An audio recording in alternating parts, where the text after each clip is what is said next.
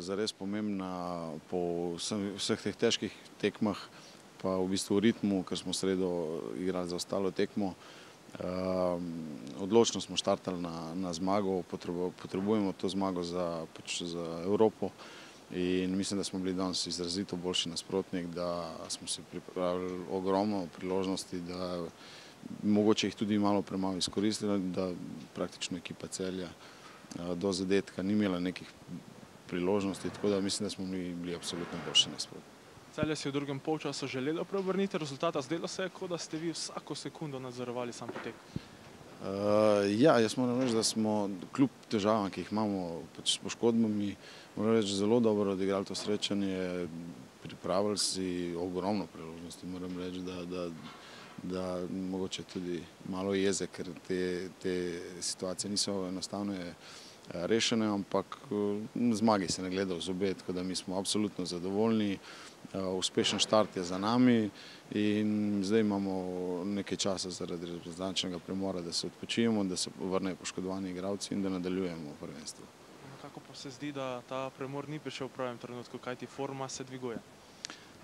Ja, moram reči, da mi imamo ogromno poškodovanih igralcev, ki imajo te male poškodbe za teden, 14 dni, tako da iz tega vidika bo konkurenca še boljša, še večja in tudi rotacije bo več, to, kar sem že omenil, da nas je par igralcev igrali, ki do zdaj niso igrali pogosto, tako da na nek način sladke skrbi, tako da jaz upam, da forma bo kljub temu dobra tudi po reprezentančnem premoru.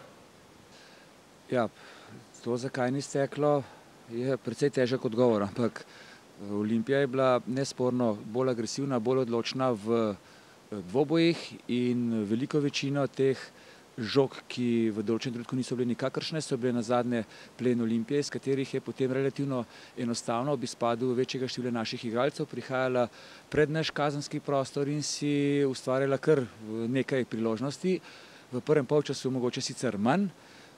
Kar žalosti je to, da iz tistih zelo dveh izrazitih priložnostih niso zadeli, potem so pa zadeli praktično iz dveh priložnosti, ker smo eno sami sebi potisnili v gol, drugo je pa velika napaka naših ožjih obrambnih igralcev, ki je rezultirala temu, da je Olimpija s veliko prednostjo odšla na odmor, kjer pa potem v drugem polčasu sicer smo vzpostavili neko ravnotežje, vendar kljub vsemu še vedno premalo tekoče, premalo odločno za to, da bi lahko danes premagali moštvo Olimpije.